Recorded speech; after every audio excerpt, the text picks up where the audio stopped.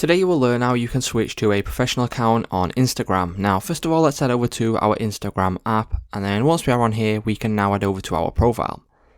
From here we can now click on the three lines in the top right hand corner, click on settings and privacy, and now what we want to do is we need to scroll down the page until we see the option for professionals. So once you see this, you will now see an option for account type and tools. So if we click on this option right there, you will then be brought to this page where you will be able to click on switch to professional account under account type. Now once you do this, you will need to go through a short little process. So if you click on continue, you will then be able to search and select your category. So for me, if I just select something like digital creator, click on done, you can go ahead and display it on your profile if you want to do that. As you can see, it will take a couple of seconds.